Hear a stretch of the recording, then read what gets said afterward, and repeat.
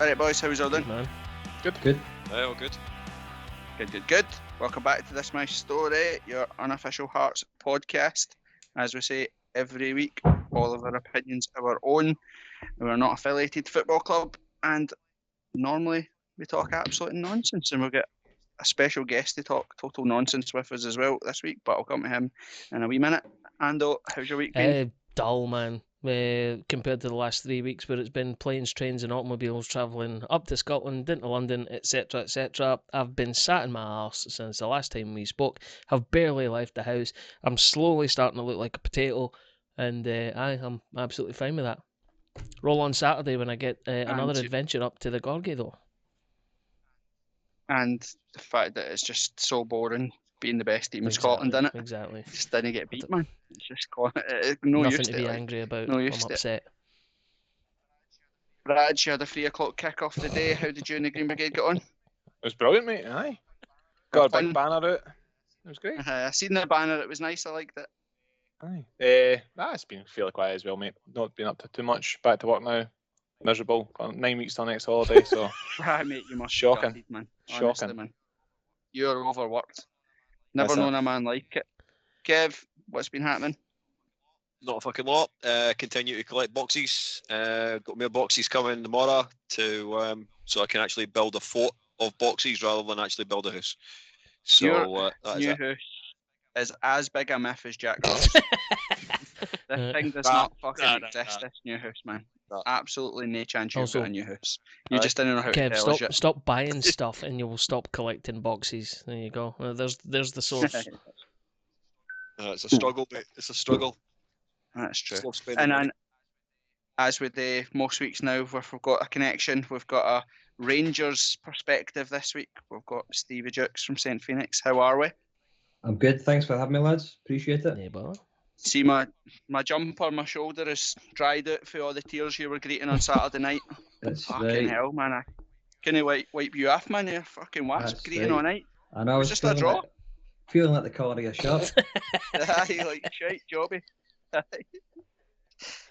We'll dive into that in a minute. So, obviously this week we'll just do our usuals. We'll have our answers to last week's Shanks McCann. They were that bad that Shanks has decided to retire from the podcast as he's not here tonight. And then Brad's will have the conundrum that you put out to the social medias. And when I say you, I mean us. And when I say out, I mean that we didn't. But you can give the answers.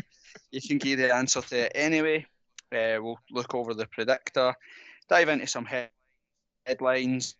Then obviously we'll dive into the weekend's result at Ibrox, talk about Dundee, talk a bit about what's happening in the world of Rangers, and we'll give our predictions. Sound good, boys? Sure does. Good. Yeah, sounds good. Nice. Right. Kev, you were going to give us the shout-outs for Shanks McCann's for last week. Who got them right, and what was the game that he was talking about? Yep, so in Shanks' absence, once again, the boys that were here nowadays, it was Shanks McCann of a Saturday night game. Our manager nearly missed it due to food poisoning. Big man pounced on 8 minutes and sent us one up. Fags equalised with a belter in off the post. The Conservative banged one in and could have had more to put them out of sight. And then they gave away a silly free kick.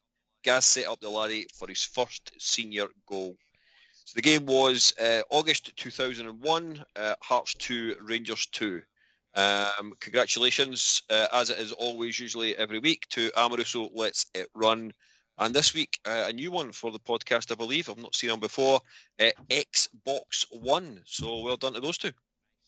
Nice. We should probably eliminate letting Amoruso Let's It Run, as he literally posts daily pictures of every goal Hearts have ever scored. Right. So he's pretty much always going to get them right, isn't he? Right, and then Brad's, what was your answer to your conundrum last week? Well, if anybody cared to listen to me rambling, then... We barely even listened, Brad's, if it's any consolation, so... I fucked up about 10 times in a row. It was an absolute scandal. So the one that was sent out, or it was meant to be getting sent out, was Daz getting the same commands we have to give to Tam every time he tries to dodge around it in the pub. So Daz was the clue. That would have been Darren, and we need to keep sending Tam to the bar. So we've been Darren bar. If you managed to get that, well done, because It was fucking terrible. The clue was And in the you soaked question. yourself by making a mess of it this week too. Aye. So there we go. Cool. Are we going to bother with conundrums for this week? Nah, we'll maybe make one up and put it on Twitter this Socials. week. No. Yeah. Aye, we'll maybe do that. That'll be better. Right. Predictor for this week, Brad's a glorious week for you. What did you predict for Saturday? I think I just had the win. I think the results were, I think it was just another 1-1 I had. I don't think I've got any bonus questions. Well, it doesn't matter though, really, Didn't he? does it? Because you've just went 5 points into the lead with that 1-1 because you get the exact 5 for getting that right. You're sod. So, you're at the top with 35. Clear daylight between you and second and third, which Scotty Baxter and Andy Dixon. Then a whole raft of other people on 29 and 26. Then out of the rest of the hosts, I'm away down in a lowly 15th with 22. Kev's behind me, not for the first time, on 21. And Hey. Corbett's soul training up the back of Kev on 21. So there we go. That's where we're at. There's no point in mentioning Tam because he's not here, and fuck him. And Shanks, I think, only has 3 points or something like that anyway. So yeah, 4 he has. So it's not even worth mentioning. But roll on to this week. We've got bonus question slightly different because I expect an absolute cricket score against Dundee, and we'll cover that obviously later on in the pod. But then you can pick up to 3 players to score on Saturday's game. All right, and every single player that scores will be worth double points, and if the player scores multiple goals, you'll get multiple double points. So there's all to play for on Saturday. So that's www.thisismystory.uk/predictor. Entries are open by the time you hear this, so go over and get your picks in before 3 o'clock on Saturday. Best of luck. You've just teed it up for a 0-0. I fucking haven't you? have. Gain I double have, points for exactly. 100 of the goals now. It'll be 0-0 I or know. 1-0 Dundee or something. Let's be honest though, it makes a change for you, Cobb, but I can set it up for a fucking 0-0. Aye, that's true. That's true. Right, this week in the world of Scottish football, what's taking your fancy? What I start with Dave Cormack, whatever he wants to be called, on Sports Sound last night. It was actual hilarious. Anybody want to summarise what was said? Yeah, well, Stevie, did you hear it? No? You just I seen only the had meltdown? that. I only had that clip of, pretty much him saying how he eats, sleeps, and breathes Aberdeen. And it did sound like the guy was having a mental breakdown live on air. But I didn't catch the whole thing though. It was class. I like that the BBC were like, "Oh, it's really nice of him to come on," and I was thinking, "Aye, because he made a total tit of him." Do you know what I mean? Like that, and to make a tit of yourself in a program that has John Collins on it, then you know you can. He's actually had to go. So I'm like, to be honest. So I think I don't know if the panel were like just battering Aberdeen because obviously they're like second bottom of the league, something like that. They've 8th. only 8th. Aye, but they're like joint 8th or something. They know. No They're idea. like, aye, who cares? But they're shite anyway. So they've no won very many games. They obviously got beat Saturday night. That was a strange one on Saturday night actually. Was that 6 o'clock it kickoff? was, yeah. Weird. Something like that. It was changed to 6 o'clock so that they could broadcast the rights to American TV. And I don't know who the fuck's watching that. I So thought we watched it in Scotland. Who was fucking Exactly. watching it in America? Right, that Dave McCormack has said a few times that there's a big Aberdeen following in America. That's just Which that's is just just- his neighbours, man. He stays in Atlanta or something like that, and he'll have like a squadron or a cohort of people who are there that are just his pals. But by the way, well done to Kenny McIntyre the way he frames up those questions on BBC. It's brilliant because it's just so vague. Is that I've been speaking to Aberdeen fans and they're saying this, which is just like fucking just kick him straight in the balls or whatever you want to say. He done well. It was Radio Gold yesterday. I thought it was brilliant. I loved it. It was like poking a hornet's nest. I just loved the way in which he actually melted. He just went absolutely off his taunt. It's brilliant. He kept going on about stats and how stats prove that Aberdeen have been good. And I was like, and Kenny McIntyre kept going like, I know, but stats include goals and points on the board, and you're not doing any good.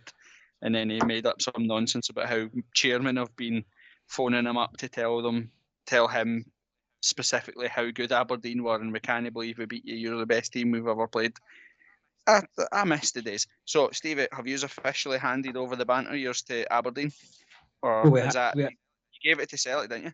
I gave it to Celtic last season, which was great to do. But I think it takes some task to take it off them. But it looks like Aberdeen have done it, and it just goes to show, like, guys.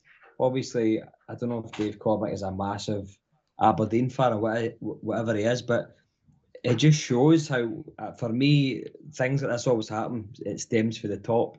If you've got a mad guy that owns your club and in charge of your club, that filters down, and you can see that's what's happened to Aberdeen. It just seems a bit like a shit show, and you obviously reading that interview, that's kind of self-explanatory. Do you know what I mean?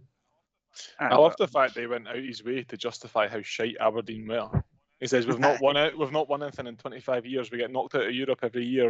We've done that. We've not won the league in 60 years, and they're like, so don't expect much. Like, oh, brilliant! If I was an Aberdeen supporter, I'd be like, oh, thanks for that, mate. And he said we're shite, so just accept he it. kept going on about. He said they'd won 6 games, and he kept including like pre-seasons.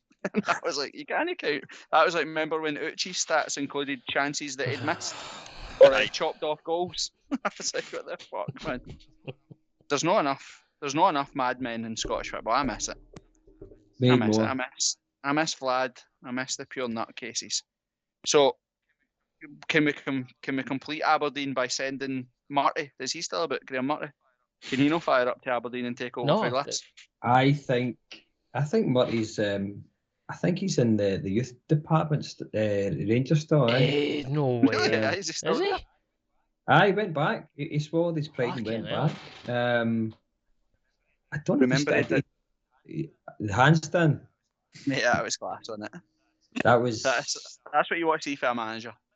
I think that's like, see, after like we got to talk to the game here. Obviously, I think like years ago, obviously you'd be absolutely gutted and spitting blood about dropping it. But see the amount of shit that we went through and the amount of shit we've seen.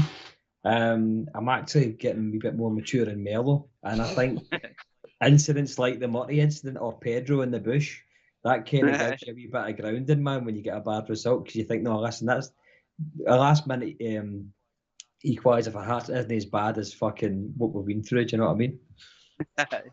I liked that Robbie Neilson lost his shit as well. I liked that Robbie Neilson was doing that whole fucking Italian guy thing where he was going like fucking red card and shouting off. He was like, fucking mamma mia, get this.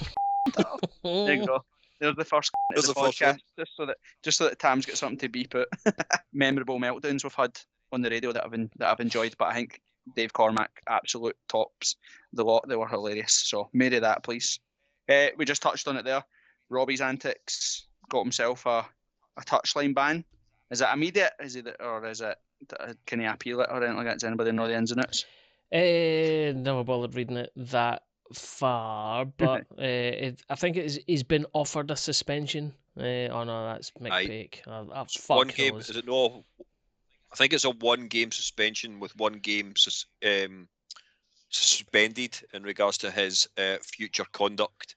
So I don't know whether it's immediate or no. That's the only thing.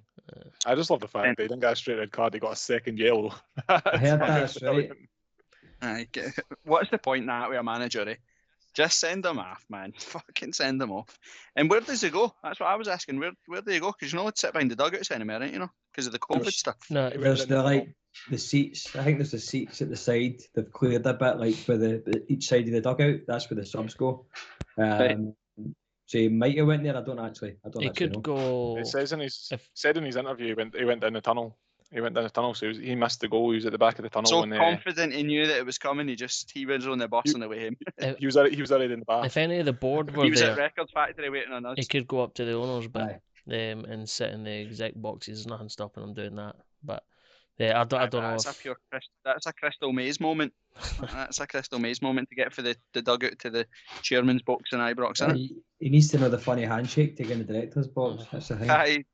Oh, did they have brown brogues on? I didn't see. He did, I think. He didn't have his brown brogues on. He's not getting in, like. Yeah, so, obviously, the other couple we'll talk about Hearts v Rangers in a minute, but a couple of the talking points that were in it as well. Your thoughts, Stevie, on the Aribo challenge from a Rangers perspective. As I said, at you know me, Cobb, but I'm as honest as a day's long, mate. Initially when I watched that, I didn't even think. Obviously, it's different because the home section aren't going to scream for something if it's their own player making a challenge. I was on Twitter that night and I seen a still and I went, "Oh, geez, that looks bad. I don't remember that." Looking back at the replay, when you say on Twitter, you mean when I came to the pub and I shoved it in your face? Like, I was trying to be diplomatic there. Do you know what I mean? Trying not to show how much a prick here. But no,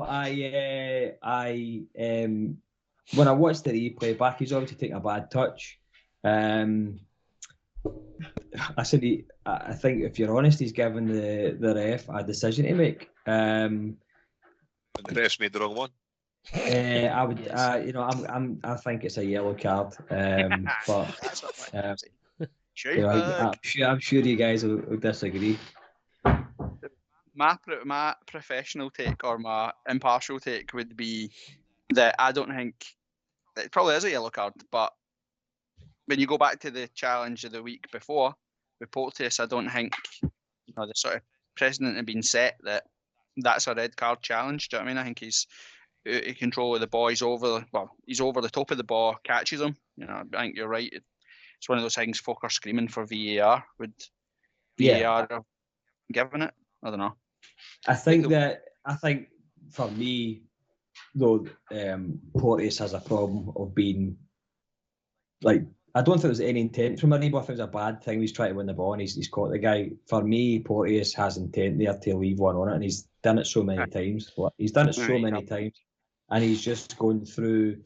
He's gone through with excessive force, and I think that might be the difference. But again, listen, as I said, Aribo gave the ref a decision to make. If that's the other way about and someone's making that challenge on Aribo, I could probably be screaming for a red card as well, if I'm honest. You know what I mean? So I guess that's just the way it goes. I think the worst thing about it is the fact that the ref was only yards away, wasn't he? The still itself actually shows. He was more worried about getting. He's only 10 yards away, and I get it. But he knew the handshake maybe didn't have the brown brogues. I don't know. Could be. Allegedly. Sorry. Apologies, I forgot I left that out. You've got to say, you can't we'll get done for slander. I just thought the game was played. I quite liked the game. That was it wasn't massively spicy, but there was some decent challenges. I thought it was competitive, and for the most part, I think the ref let it flow. When you think back to like antic the ref was and just sucked the life out of it. Do you know what I mean? I think the ref was actually fairly fair at keeping the game flowing, and there was a couple of, for a Hearts point of view, that never even made the highlights reel. Like I thought one of the ones was that Balogun pulled Boyce down when Boyce was kind of through. I know Goldson was there on the cover or whatever, but that was a bit dodgy. I don't know if you even in the first half. I don't know if you got a booking for that. And then there was some pretty shitey penalty claims as well, which I didn't think were penalties. I don't think Boyce was a penalty. No. He was just too weak and got thing with after the ball. And I don't think the hand botting for Kingsley was a penalty either. Was it Kingsley? Or was it Cotley? No, it's Kingsley. Right. Well, there we go. That was saying. Anything else take your fancy for the weekends before I ask Stephen my last question? Anything else? It's quite exciting result. Exciting, that's not the right word, but it was quite an eye-opening result at Easter Road, wasn't it? It is, but this was predicted by a mate of mine that I was away with last weekend, and basically said that this happens at this time of year. The weather starts to turn, the clocks go back, it gets dark at night, Hibs realise they're shite.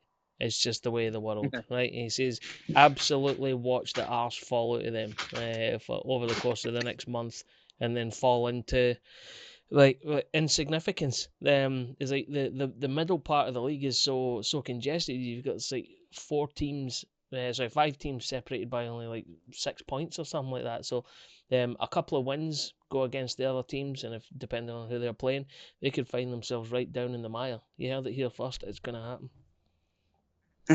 Steve, we've had a situation with Livingston where Livingston have tried to attach themselves to us as some sort of rival, Yous have had that with Hibs as well. Where's this came from? Why do they think you v them as a rivalry? Because my knowledge, I don't think they've beat you for like fucking 5 years or something like that, since the cup final probably.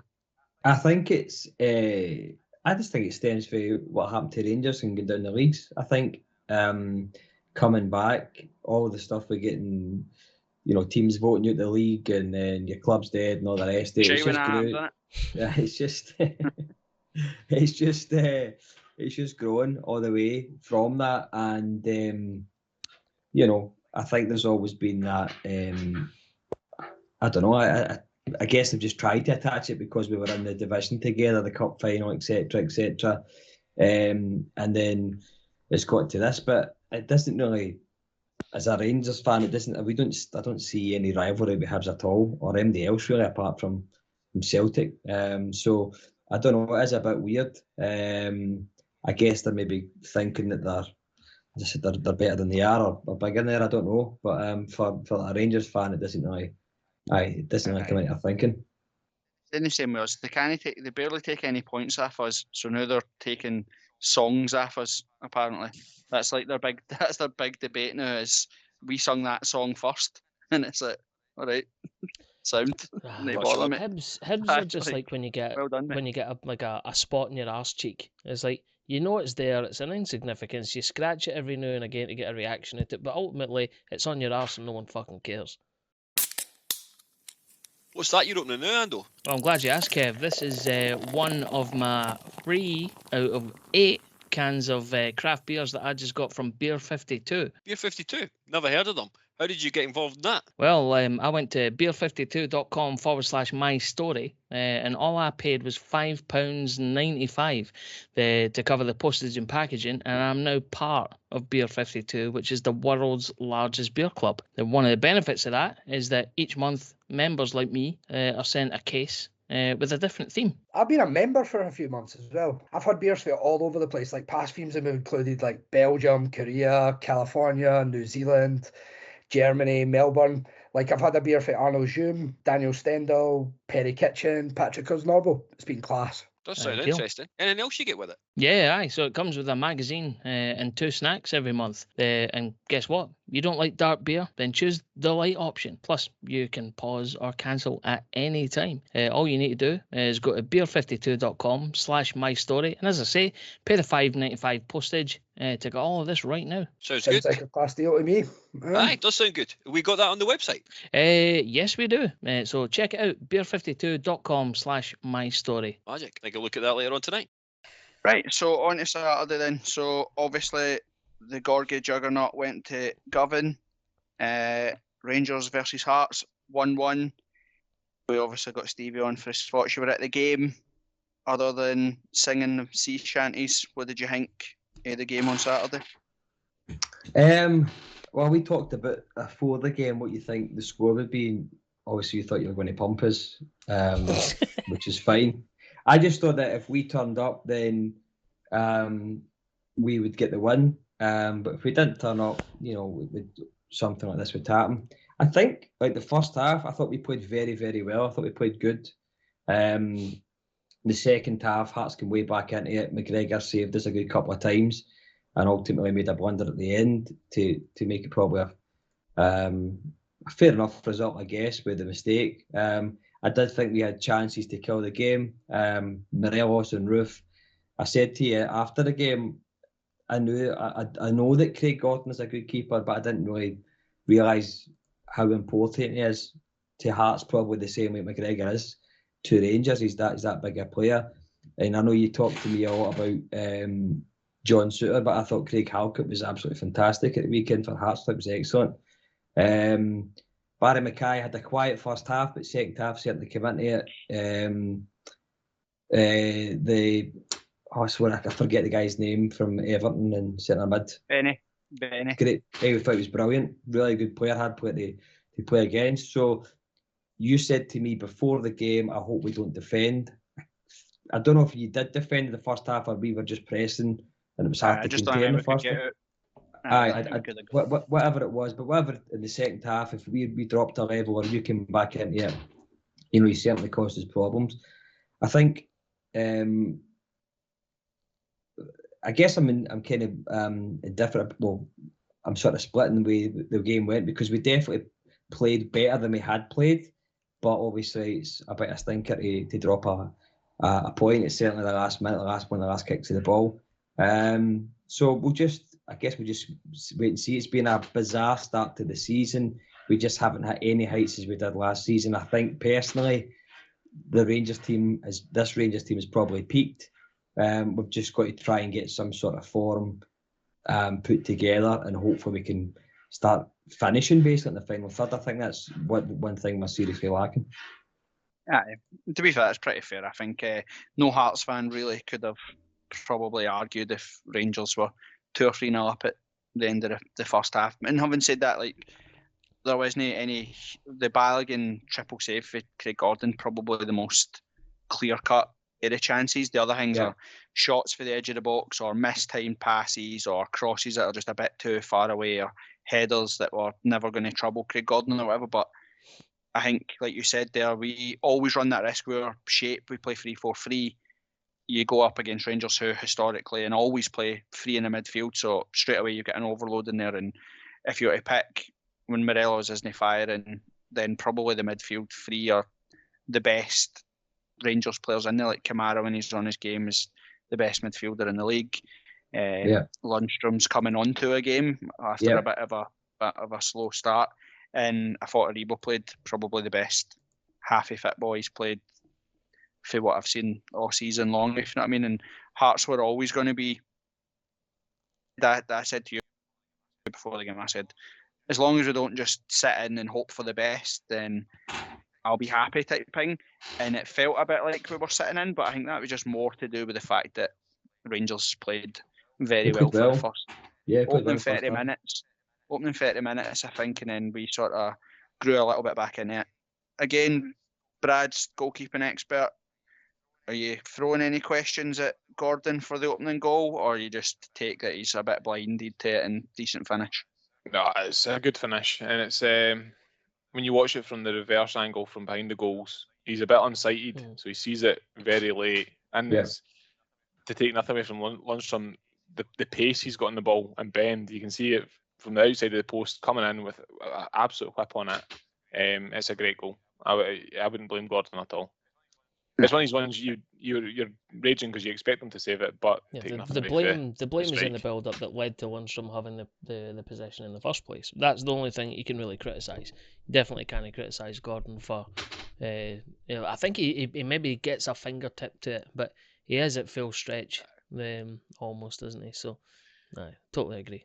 Aye. And the thing I like, this is dead easy today as a manager in hindsight when you talk about it, but I liked Robbie's the way and analysed the game after it. The way he spoke, he said that, we were always, the game plan was to let Rangers have the ball, but let them have possession in areas where we didn't think they could hurt us, which was keep them in front of you, let them put crosses in, like we'll deal with it type thing. And Stevie will probably know because he watches Rangers more than we do, but that's been one of Rangers' he's probably Achilles heel over the last wee while, is they're sort of flair players just didn't have that spark just now. That's fair to say, innit? Yeah, I think that we, as you said, put them in a position where they can't hurt you. That seemed to be the narrative for Steven Gerrard in points the previous couple of seasons before and last season against Celtic. We did sometimes play with men behind the ball, and then we would hit them in transition and we'd overload, and that's how we got to Celtic. And if we gave them possession, then we made it sure they had the ball in positions that couldn't hurt us. And I think that is definitely what's happened with, you're seeing with Morelos, right, Hadji, they're just not firing. Obviously Kent he's injured, but he's not played well at all. Morelos has been off it. Roos been all right. Scott Wright is a good player. He just needs to get confidence and a bit of balls about him to have a final product. I thought the midfield, I thought Lundstrom played great. I thought Kamara was brilliant. I thought Aribo for a half was very, very good. So the midfield wasn't really an issue. Certainly defence wasn't really an issue either. Tavernier was a bit off it, but in terms of the final third, we just never had the spark. We never had the tempo, and we never had basically chemistry to make it count. Although saying that, Gordon made some very good saves, and to be fair, Morelos should have bust the net the chance at the end He had a as couple well. of attempts that went either just wide or he didn't quite get right. And that ultimately was the difference. Well, obviously on both sides of on the ball that happened for you as well. It's like Barry Mackay clean through, should have squared it, simple tap in, but obviously coulda, shoulda, woulda. I suppose. Wrong decision making. Do you reckon? So Stevie, yeah. No, I was going to say, it's like, so they're not firing on all cylinders, and obviously this isn't a Rangers podcast, but it's definitely worth thinking. You think that will be remedied in the transfer market in January? Just like one player, two players or something like that, and then that'll be used back to humming again? I don't know. I think one of the things is Gerrard's obviously upset that he didn't get money to spend, but we spent too much, to be fair. Spent a lot of money, and they obviously banked to get in the Champions League this season. It's never happened. Direct entry this season is definitely the golden carrot. Will they try and do something in January to make sure they get over the line? Because I'll be honest, if Celtic have got, or MD's got a good chance of, beating us or taking the championship off us, then it would be this season, because we just, although we haven't hit the heights, for some reason we are still top of the league. So hopefully we get something right, and we get a bit of belief, and we get a bit of form together. What I would say is that I said this before the Celtic game, when Celtic were playing this ball free flowing football and we scored us at Ibrox. This current team, although we have peaked, they've never let us down properly. They have delivered, and I think that goes a long way. So we'll just see what happens in January, but hopefully we start taking over soon. You're right. You're humming is shite. Right, let's talk about Hearts. Right. You've been waiting on that, man. Just waiting that you fucking finish. You set me up. You set me up, man. I know. I'll just let you have the thing. You said this team haven't let you down, considering they got knocked out both cups last year. But I just let that slide, because you're a guest and we're all friendly. So for a Hearts perspective, obviously it was a tough opening 45 minutes. It's that thing. I was driving back, and when my wife's phone pinged 5 minutes before half time, I was like, you don't have to tell me. I know what it is. It is the absolute stereotypical goal that Hearts concede away at the Old Firm. Do you know what I mean? 5 minutes before half time. You were driving. You were driving the car. Why was it not on? Why was it not on the radio? It should have been on the radio. Nah, don't listen. Oh man, I can't do that. If I'm driving somewhere and the game's on, it must be on the wireless. It has to be. I can't have drive the car off the road, playing our greatest ABBA hits or whatever your missus listens to, fucking Spice Girls album for 1998. I don't know, like whatever. Can't have any I'm of a that psychopath and drive in silence. Can you actually imagine Liam Corbett listening to the football while driving the car? The car wouldn't last 100 yards. He would get a mile down the road down a field. As known Corbett as well as I do, it would have been a fucking motorway pile up. I should know better. And I'm got my own personal boycott of the BBC, so I was like, I'm not listening to it. That's fair. Good man.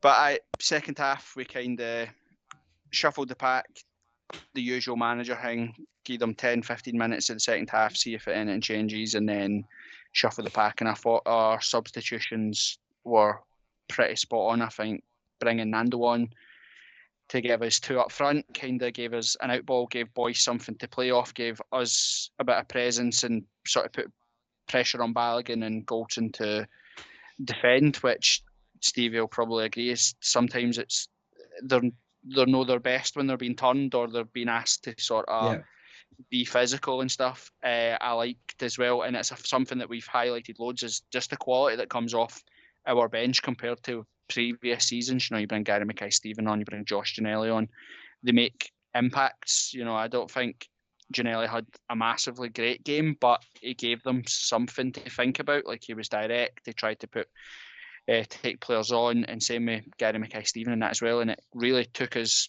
10 yards further up the park and started to make Rangers sort of think about what was going on. So I was pretty impressed. I know that on Saturday when we were in the pub and that, Stevie, that folk were talking about, you were pretty impressed with like Liam Boyce as well, just like constantly running. He's a very intelligent football player.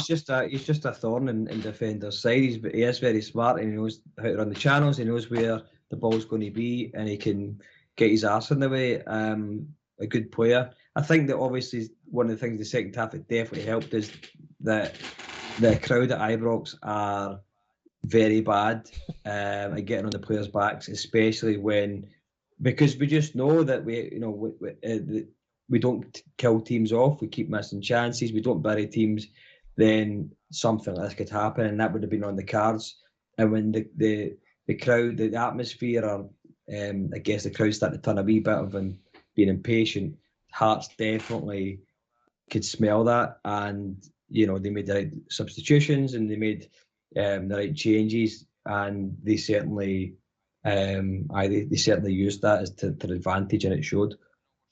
I know we're saying there that Mackay has to slip it into Boyce, but that's goal of the season material if he hangs that. There's no way anybody in that situation's cutting that ball back. He's waltzed past 4 players, got one-on-one with the keeper. He's shooting every day of the weekend. Aye, but he's only wee, and he's only got a couple of games under his belt. Really, I'm making shitty excuses. He should have squared it. He should have squared it and fucking sent us wild. I don't think he should Shut have. up, Kev. He should have dinked it.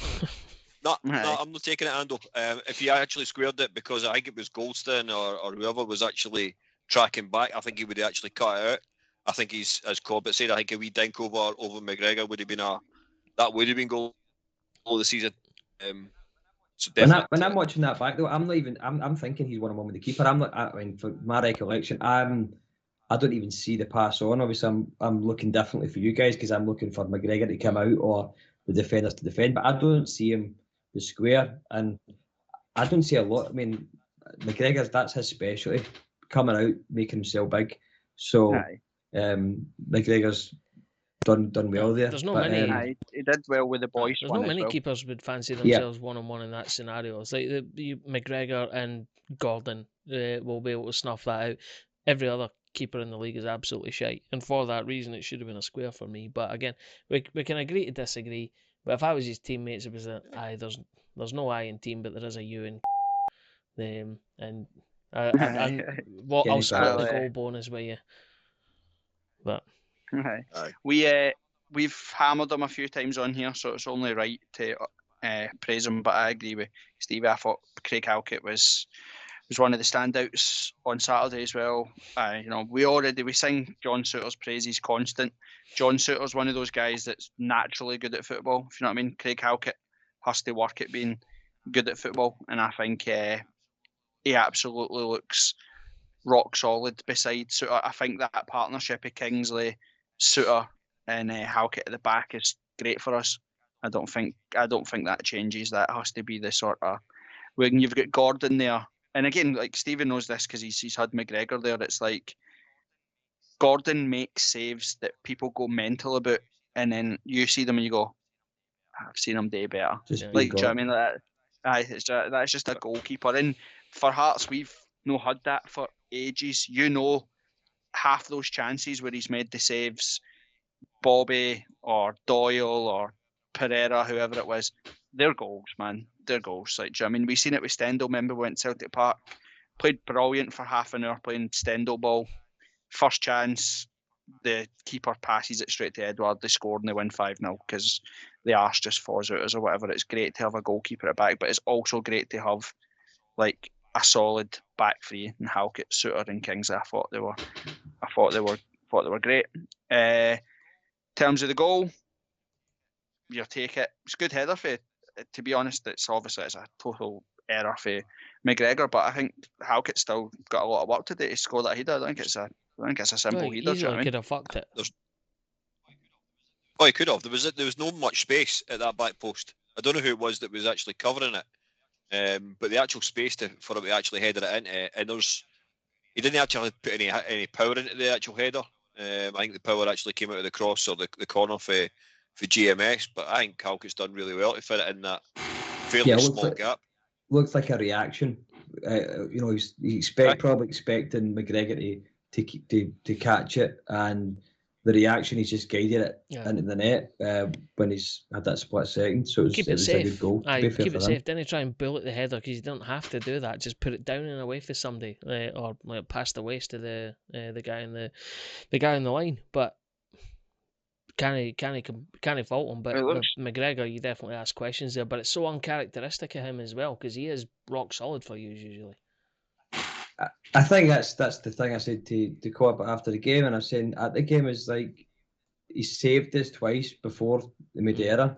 Other keepers, I mean, the big thing that sticks out McGregor for me is I went to the UEFA Cup final, and McGregor was injured and Alexander was in goals, and Alexander was great for Rangers, but the first goal for Zenit, I just remember thinking McGregor would have saved that. There's no doubt. It was the exact same thing as the Mackay thing. It was 1-on-1. He came out, and I think that you're just as Corbett saying about Gordon, you just expect him to make these saves that other keepers wouldn't, and that, the blunder is so uncharacteristic, but you're not going to hold it against him because he has 12 points a season with some of the saves he makes. Aye, and you, Jake, he's a victim as well. You have done that weird thing where every 2 weeks, man, you change the goalkeeper. Yeah, definitely. That's the thing. Chopping and changing is definitely inconsistency. Gerard's saying it's COVID, it's restrictions and just wee bits and bobs. He's not got a settled team, but chopping and changing has definitely had some, it's been, problems have been affected that. Because that was one of our biggest criticisms last year when there was all the noise around Robbie Neilson changed every week. Do you know what I mean? We went something like 28 games or something like that without fielding a consecutive back-to-back 11 and all that sort of stuff, and it was just crazy. And that, like you said, that impacts the team. We know that Gordon is probably as consistent as he is now because he knows who's in front of him. He knows what's going to be happening, all that sort of stuff. So overall, Brad's take a draw and move on. Aye, absolutely. I think, as you said, you alluded to earlier, there would have been no arguments if you had said at half-time it was 3-0 Rangers, and the arse would have fallen out of the game. So the fact that we had that opportunity, I think, tactically speaking, Robbie Neilson made the right changes at the right times. I think Gerrard was too slow to react. Morelos should have been off the park after 60 minutes or even sooner than that. Yeah, made the wrong subs, definitely. Aye, because Wright came off and he was coming into the game, and if they had Roof on for the start, I think, Christ, it could have been a cricket score. I agree with that. And I think I'll definitely take it because we're not expecting, as you said, we spoke about last week, we're not expecting to get much there, so go for it. Let them try and chase it, and I think we did kind of stamp it. The only person we've not mentioned yet, and I thought was brilliant, was Cammy Devlin. Again, he actually didn't play particularly well, but what a nippy wee bastard he was and broke up play, so many fouls. I've missed that. I want a bit of bite in the midfield, and I thought he was tremendous at that. I actually thought he was one of the worst players in the park for us, but not in a bad way. I don't think he played well. I just think you can't underestimate the fact that I thought Lundstrom, Kamara, and Aribo were very good. It's his third or fourth game in Scotland. He's at Ibrox, 50,000. He's playing against players that just played at the Euros. Do you know what I mean? That have played in Europe for Rangers, won the title last year. It's a hard ask to ask Benny and Devlin to go dominate that area, if you know what I mean. And I thought that you're right, he covered hundreds of distance and was a constant nuisance. But when he did have the ball, like even this cutback thing, he tried to get to Boyce, Cochrane's at the back post, basically. He could have drilled it, he just sort of dinked it a wee floaty into Alan McGregor's hands. I thought some of his decision making wasn't where it normally is, but that's I'm not saying that it was a criticism of him. I'm the same as you. I like that he's busy and annoying. So, Ando, we talk at length on here about how Robbie delivers. I think I put it in a group chat. I think that was Robbie's 7th game as Hearts manager versus Rangers, and he's only lost one. And that was when we went with the league was already won. Mm-hmm. Went the last couple of games of the season in the Championship when Stuart McCall was in charge of Rangers and we got beat 2-1 mm-hmm. at Ibrox. He's won 3, drawn 3 or something like that. Lost 1. pretty impressive for a Hearts manager, isn't it? Definitely. If we look at the dark days of the Craig Levein era, and I can't recall the figures because it's that long ago and I've kind of consigned it to fucking history. But the amount of stats that you had me pull out about how many times has Levein won in Glasgow, how many times, how many points has Levein won in Glasgow, and the answer is, I can fucking count them on that hand, right? And it's no 5, it's probably less, whatever it was, I can't remember. But his record is good, and I do, you know, he is a total Marmite character at the end of the day. Some people love him, and then some people hate him, Corbett. But for me, I'm in the camp of the guy can You're talking do. about Robbie or Levein? Sorry, Neilson. Sorry. Ah, okay, Did I that's not fine. switch it back to Okay. Neilson? Apologies. For the removal of doubt, I'm talking about Neilson's record now. He is a Marmite character. He can do no wrong just now in my eyes. Everything, it's almost like the Midas touch. You know, the only thing that could make him better is obviously getting the win on Saturday. But you know what? If you'd asked me before the game, would I have taken a draw at Ibrox? Absolutely, 100% yes. It's about building on that. So see the next time we go to Ibrox, the next time we go to Celtic Park, I expect progression each and every time. And I think we're seeing that under Robbie. He seems to learn when he goes through to Glasgow. And that's all you can ask of him. If you go there, give it a shout, apply your methodology, and it doesn't work, fine. No one's going to criticise him. And I'm certainly not criticising him for that draw. I thought it was well fought, well won. Right. And then, so Kev, just before we go on to previews for the up-and-coming games or whatever, so that's what, 9 games we've played both halves of the Old Firm and have remained undefeated. We're obviously undefeated. Obviously, George Burley's opening to the start of the season. I think that run came to an end after 13, I believe, when we came unstuck at Easter Road, wasn't it? But I was thinking about this the other day. This side reminds me more of the 98 side than it does 06, because 06 was a squad that was filled with talent. I think this squad, although not talentless, I just think they're proper workers, like they're grafters, like they give you absolutely everything that they've got, if you know what I mean. And that reminds me like what Jeffrey's side was like in 98. You know, he got the absolute best out of guys like Jim Hamilton, Dave McPherson was still playing, Robbo was still playing, Rusey, Weir, Gary Naismith, all those type of guys. Do you know what I mean? Like, I think that's where I see this side more like than 06. What's your thoughts on that, Kev? I think what you're also finding now is the quality of the player that's actually on the park is that they're all about the same. There's not one or two standouts or that are big money buys as such. Everybody's about the same standard, and because they're all standard, what's actually happening is they know perfectly well if they're not actually performing during their time on the the first team for 60 minutes, 55 minutes in a game, somebody else is going to take that position and going to actually grab that with both hands. And we've seen it already this season in the games that we all know perfectly well. We probably will get to a point this season and kick ourselves. The draw against Aberdeen, GMS had a number of chances, missed them. Again, the draw against Ross County, GMS had a couple of chances, missed them, and he was dropped because we actually had brought players in at the end of that particular window, in Barry Mackay, and Barry Mackay's taken his opportunity. I don't think Barry Mackay's actually been dropped for a game since he actually started against Livy. Would that be right? I think so. So from that point of view, I get where you're coming from. There's not a standout sort of signing as such. I think every single player in that squad now are on a very similar par. They all fight for each other. I think what we might be finding now that we come out of COVID, I know you've spoken about this a couple of times, Corbett, it's maybe the chance now the actual players who joined in January or joined last summer are actually now getting the chance to actually bond with the rest of the guys in the team. They're able to actually go and do things together as a group. And that might be another plus point for the group that we've got, that crop of players that we've currently got. Yeah, I agree. Right. But you have made me worry, can I just say, talking about things like 98 and 06, didn't he? I know.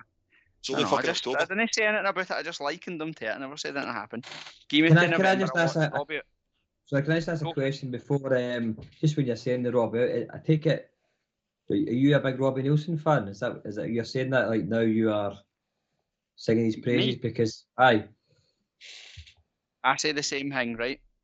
Is Because I've we- got text messages from you that say different. yeah, What sort well, of- you can't screen share them on here, so I can No, I I won't. can have my two And Dan faces. Budge. Aye, that's a different story. Let me answer that, Corbett. Right. So just to let you know, Stevie, depending on what happens on Saturday at Tynecastle against Dundee, right?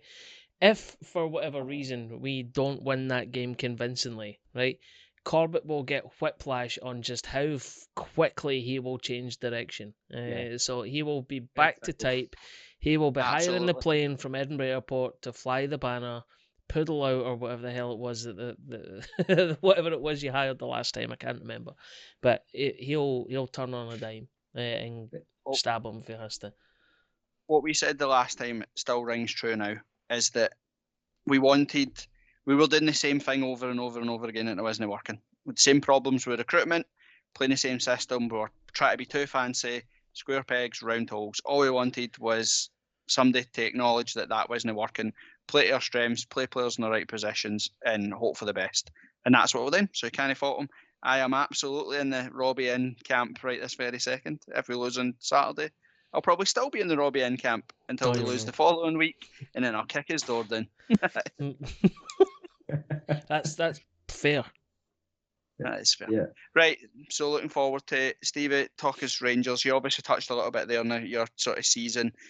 It's a good thing though, isn't it? Every side in the league would love to say they're playing way below their best, but still be sitting top. So you're in a good position. You're away to St Mirren Sunday. What's your thoughts?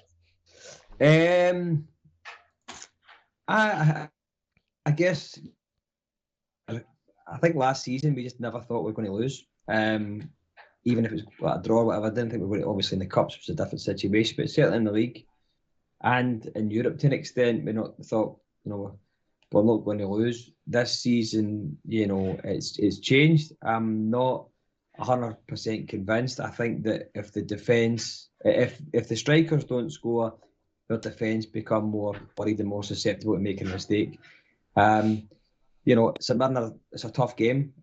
Even we struggled to beat. They obviously beat us there last year in the Cup, but we just beat them last season. It was a mistake by them that we capitalised on to win. I do expect us to win. I think it'll be a hard-fought game. And then, hopefully we can just kick on, because if you look at Celtic's fixtures, I expect them to maybe drop points at Aberdeen, but obviously Aberdeen are absolute dog shite. I expect them maybe to drop a point at Motherwell. They came through that. They've obviously won tonight. So they are getting a bit of momentum. I do think they're going to have some more downs. Seeing some of their games, they do look quite good. I think there's definitely a way to play against this Ange ball that can just, stop it right away, and then you can get at them and then they crumble. But I don't think some of the teams in the league have the capabilities to do that. So we've just got to keep pressure on as much as we can, because this Celtic haven't had any pressure. Obviously, there's no pressure on Hearts to win the league because you're not expected to. So you can just go about your business, I guess. And if you did do something like George Burley, you would see how that would be down the line. Next year, if you were still there kicking about, your mettle was tested. But as far as Rangers are concerned, I do expect us to win. I just, but I wouldn't be surprised if something daft happened, put it that way. See, just randomly what you're talking about there, obviously, and just come in and, again, like you've said, they've beat French Varos or whoever it is, and a side you'd expect them to be at Celtic Park. They've beaten Aberdeen, who are the worst side in the league. Motherwell, we just played Motherwell as well. They were all right, but they weren't great. They're games you expect Celtic to win, but they've sort of struggled in the actual bigger games. Obviously, lost at Hearts, lost at Livingston, they've drawn at home Dundee United, and they've lost at Ibrox. Yeah. Is there a bit of complacency in terms of maybe with Rangers because you just don't really see Celtic as a threat? I think there's maybe some of that at play. I think what we need to be worrying about is the same thing that happened to Celtic last year under Lennon. Just thought 10 in a row was a given, took their eye off the ball, and complacency was the key word. And we gain momentum and we manage to shove it down their throats. That's one thing that I'll say. That's why I'm, with Sunday, it's not a foregone conclusion that we're going to win, and hopefully the players realise that as well. Because, as you said, complacency. If you think Celtic aren't a threat, it's early in the season. It's only 4 points. We drop points at the weekend. They win. If we draw us back to 2 points, or whatever, they'll keep gaining momentum. I think the Dundee United game this season was a killer for me because we had the chance to put serious pressure on them. We lost the game. They're going through a major transition at the moment. They're going to be playing well 1 minute, then shite at the other. We need to make sure we're consistent and putting pressure on them. So hopefully there isn't any complacency there. Obviously, speaking to Scotty the weekend, it doesn't seem like there is. I just think it could be naturally that sometimes teams just peak and it is time to add some fresh blood and come January. So, from a Hearts perspective, obviously, we're going to win the league. That's a given for us. But what do you seriously think, from a Hearts perspective, how long do we keep this going for? Is it just a case of so our next 3 games actually, I think we're home to Dundee, away to St Johnstone, and then away to Aberdeen. Is that right? Spot on. The next 3 matches. Yep. So St Johnstone have just got scudded 3-0 at home to Livingston.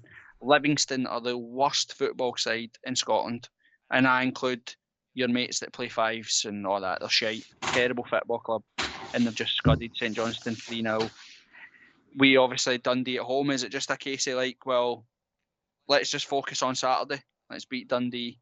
Let's take care of that, because they're the games that kind of stumble, didn't it? You expect, like we said before, it's fine to beat Celtic at home, but you're away to St Mirren, and next game week you've got to go and win against St Mirren, or it becomes totally pointless beating Celtic, and it's the same getting a decent result at Ibrox. I don't take anything for granted against any team now, just because of where we've been. Not only like last year in the Championship, I know it's apples and oranges or whatever, but you're expected to go away and blow away every single fucking team that you're playing because we're Hearts and we're in the wrong division.